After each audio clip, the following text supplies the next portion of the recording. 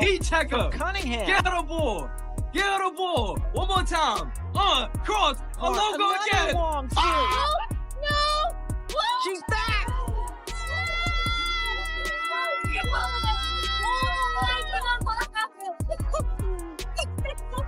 Oh my God! Dynamic This isn't real. player in the game. What? 9 points in 38 seconds for Caitlin. She hit all 3 threes. And not only 9, What's it's going look on? at the depth I on don't know. these I'm field living goal in like- attempts. She's This certainly feeling it. Oh my God. Left side. I'm Right speechless. side. Now No. come back to your favorite spot Oh. again. It doesn't Oh. matter if there's a hand. What in am her I face. watching? The undefeated champs looked untouchable. No team had solved the riddle until June 14th. The New York Liberty had been steamrolling everyone. Then Caitlin Clark returned. What followed wasn't just a win, it was a seismic collapse. Of the league's top team, 8 records shattered in one unforgettable night. The Liberty's perfect season gone. Their dominance dismantled. But here's the twist: what Indiana did next wasn't just shocking. It became a masterclass blueprint for how to take down giants. If you're hyped for Caitlin's comeback, drop a CC record breaker in the comments. Let's ride. Caitlin pulls left wing, the right wing, 30+ feet. Logo crosses over, launches. Oh my goodness! She is back. Back in the lineup. I'm ready to go. I think you're just excited more than anything. You know, it gets kind of difficult when you prepare for a game. Obviously, when I'm on the bench, still knowing the scout, knowing everything that the other team's going to do, and still trying to mentally prepare and go through everything like I'm going to play, even though I knew I wasn't going to play. So, you know, doing that, but also knowing I was going to be able to be active today, I think gives you a little extra juice. So I'm certainly excited just to get back out there, get playing, and really good opportunity for us at home here, coming off of a loss. So it's a big game. Imagine this: the reigning champs treating elite competition like JV squads. The Liberty entered June with a pristine 9-0 record, the last team standing without a blemish. Each win was louder than the last. Each game a warning: we can't be stopped.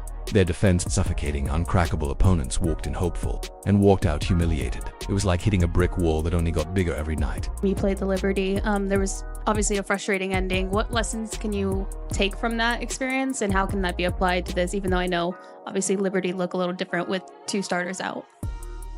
Yeah, I mean, I think certainly you take time and score situations, you know, different versions of handling runs, offensively, defensively.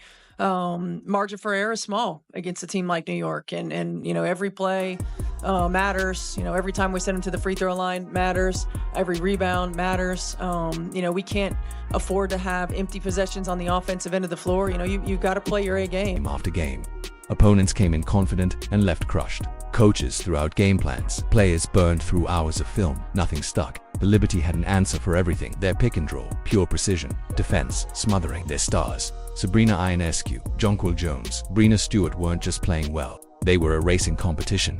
Stewart could score from anywhere. Ionescu was hitting circus shots and threading impossible passes. Jones, she locked down the paint like it was Fort Knox. Even other all-stars started to look average. I think we continue to learn lessons from the first time we played them and from our last game against Atlanta. You know, every single day that we move forward. You know, I think they're a different team. Certainly, we're going to be a different team having C and Sophie back on the floor. And you know, we're going to tip the ball up and go out, and we're going to give it everything that we have. The stats were scary. Blowout after blowout. Big names shrinking under the lights. The Liberty weren't just beating good teams, they were embarrassing them. Even top-ranked squads got buried by 20. Pundits stopped asking who can beat them and started wondering if anyone even could.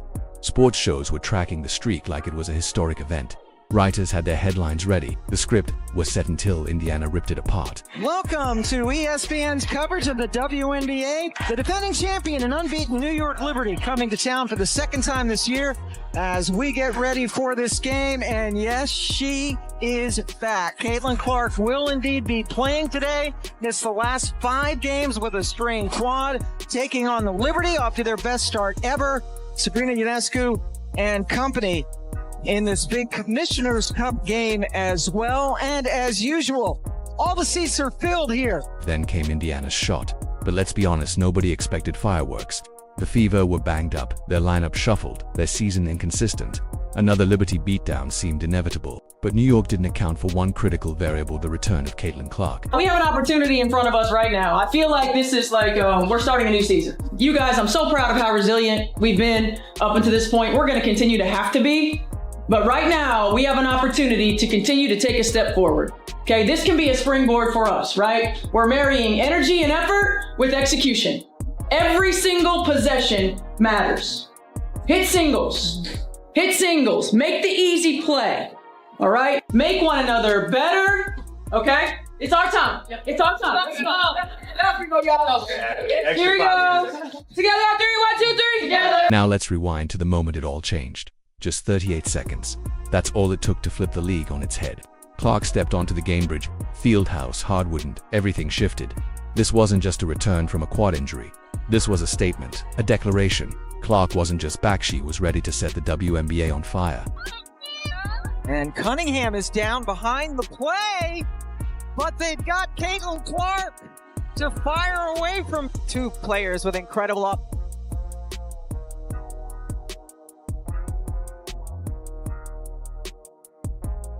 Ball from Cunningham. Clark, another long three. She's back. Cunningham goes down behind the play, but Caitlin Clark's already pulling up over two defenders. Long-range bomb, bang, another possession. Clark from the parking lot again splash. The Liberty had studied her, watched the film, prepared for the long-range threat. It didn't matter. She hit one from 34 feet like it was a layup, then another from 31, then another from 31. At that point, Liberty defenders weren't even contesting. They were just turning and watching. Down Fever. Cunningham got knocked to the floor. Caitlin pulls left wing, buries it. She is back. 24-18. Fever down. Caitlin down from the right wing. 30+ feet. Good again. No one else but Caitlin Clark. Sedatis, handoff. Caitlin from the logo, crosses over, launches. Oh my goodness! Are you kidding? The most dynamic player in the game. 9 points in 38 seconds for Caitlin. She hit all 3 threes. And not only 9 and 30, but look at the depth on these field goal attempts. She's certainly feeling it. Cambridge Fieldhouse erupted. Fans were on their feet. 9 points in 38 seconds. The noise deafening. The energy electric. This wasn't just a hot streak. This was Caitlin Clark redefining what's possible. Most pros don't drop 9 points in a quarter. She did it in under a minute. And just like that, she became the first player in WNBA history to do it in that span. Unreal. Oh. And Cunningham is Caitlin down from the behind logo. play. Oh my God! But they got Caitlin Clark to fire away from three. Cunningham just now getting up as she stayed down near the free throw line on the other end. Oh! Okay, why did Oh my he take that? gosh! An ankle Oh injury my and then God! your And hands of very course, Marine cool. Johannes Two countered players that by the Three. logo. But this is why I Caitlin love from the logo again! We got a shootout! We got a shootout! Oh my God! No! Even Breena Stewart, one of the league's elite, had to grin. She's seen it all: MVP's title runs, Olympic gold. But this was something different. A basketball symphony composed in real time by a maestro in sneakers. You don't just defend that too, stand back and appreciate it.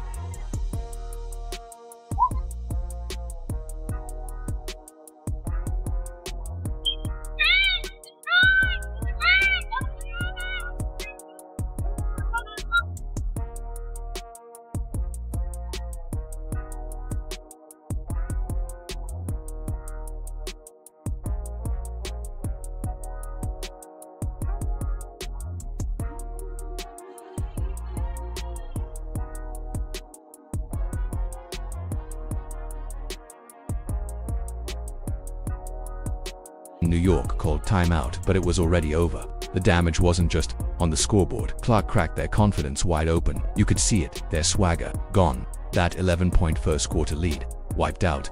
Clark tied it at 24 with one personal explosion, but she wasn't done. By halftime, she had 25 points, her highest scoring half ever.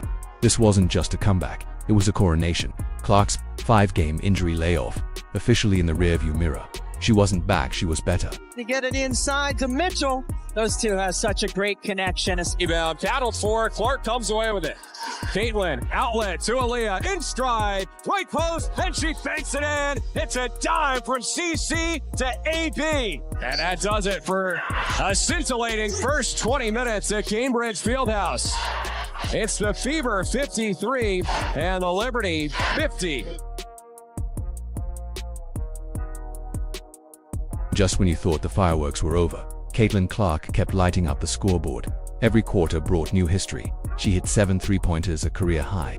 The Liberty scrambled for answers, but every time, they adjusted. Clark stepped back even deeper and nailed another impossible shot. Timeouts didn't matter. Clark was in one of those unstoppable zones where nothing the defense did could cool her off. I don't know if you guys have seen or heard, but Caitlin Clark is in fact back. Caitlin Clark!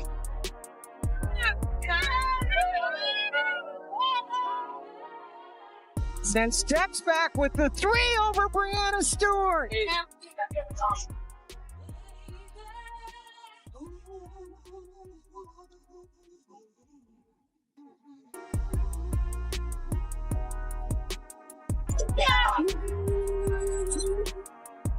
Then came the mic drop. Clark didn't just dominate, she passed Candace Parker.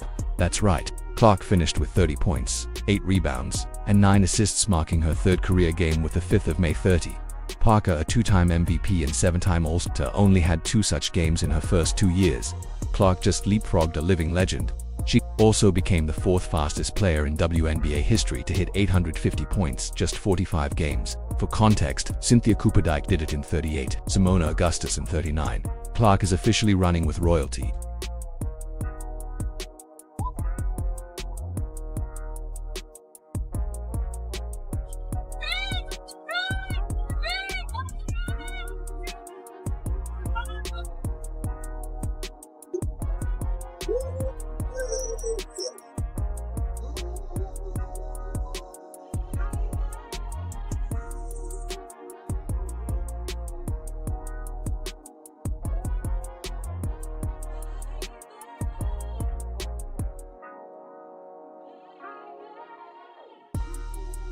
Now, here's a stat line that dropped jaws: 30 points, 8 rebounds, 9 assists, and 7 threes. That combo never been done. Not by Sue Bird, not Diana Taurasi, not Maya Moore, nobody. Clark is the first to ever post this exact line. And it gets crazier, she now has 9 games where she scored or assisted on 50-plus points. That's second most all-time. Taurasi leads with 10, but it took her 565 games. Clark, she's done it in 45. That's not just elite pace, that's history in the making. She's on track to break Taurasi's mark this season. The New York Liberty came out and threw the first punch in this quarter. For the Liberty to make this a single-digit game has been impressive here.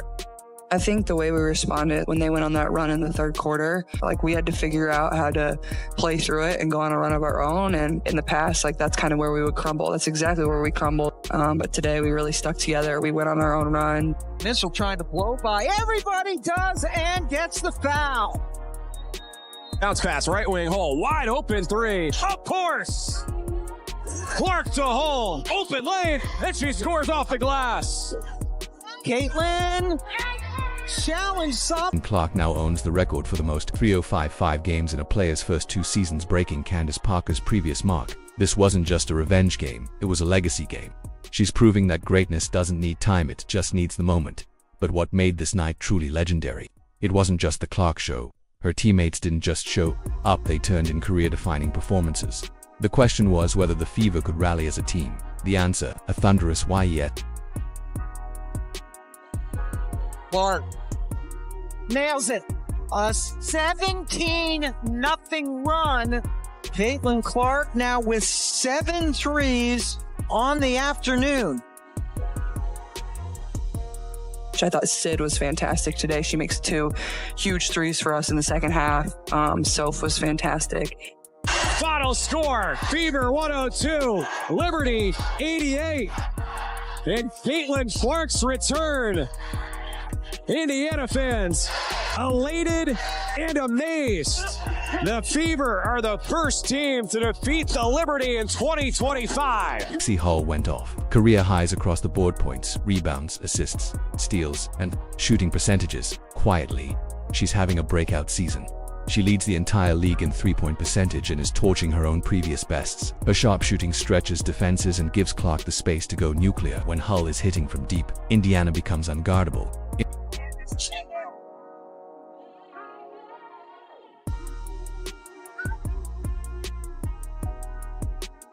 Ollie Boston is redefining the center position. She's now the only center in the WNBA averaging 4.1 assists per game.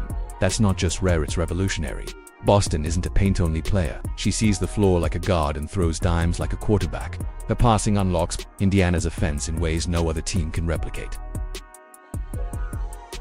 Found Boston perfectly. Boston being very physical with Southerly. Count it. Fake left, drive right, make it all look so easy. Blocked by Boston. Elsie Mitchell added a strong 22 points, but more importantly, she delivered when it mattered most. The Liberty tried to claw their way back, and every time they did, Mitchell hit a dagger. Clutch threes, aggressive drives, cold-blooded execution. She kept the Fever ahead and took pressure off Clark, proving this team has multiple closers, multiple offensive weapons. It is shocking to see Kennedy Burke miss 1 3 this season. She's leading the league at over 60%, but to see her miss a couple. Count it. As Mitchell celebrates from the floor. Mitchell is simply such a great cutter, and this time going again from the right side to the middle of the floor. Colson head up, finds her, drops the pass. What a tough finish as well. Teen Sydney Colson was the engine off the bench, 10 points, 6 assists, and momentum-shifting minutes. She came in and didn't miss a beat. Her poise and tempo kept the Fever rolling when the starters rested. Colson's presence proves this Indiana roster has depth. When your backup PG can run the show this smoothly, you've got something special. Colson playing point with Caitlin now on the bench. Backdoor feed. Mitchell, score it, and one. Everything clicked. The passing, sharp, the defense, vicious. The Fever dictated the tempo, disrupted the Liberty's deadly pick and roll, and shut down their mismatches. It was textbook basketball stars playing like stars, and the role players rising above. Head coach Stephanie White summed it up perfectly. This group, they stay together, they encourage one another, they draw strength from one another. That team-first energy created a perfect storm. When everyone's locked in like this, Indiana doesn't just compete, they contend. Good job. No, we get Good job. Squad needed it. Played Fever way. I love it. More of them. Wasn't just a win, it was a statement. Indiana cracked the code. Clark broke 8 records, teammates hit career peaks, and the league's last undefeated team fell apart. The Liberty's dream season, over. But what's more important, the Fever just showed they can beat anyone. With Clark heating up, role players thriving, and chemistry peaking, the 2025 season just flipped. The Fever are now 5-5, sitting first in the Eastern Conference Commissioner's Cup standings, and looking like true contenders. If you're riding the Clark train, smash that like, hit subscribe, and drop CC Record Breaker in the comments tab. The video on screen for more Fever dominance will. See you in the next one.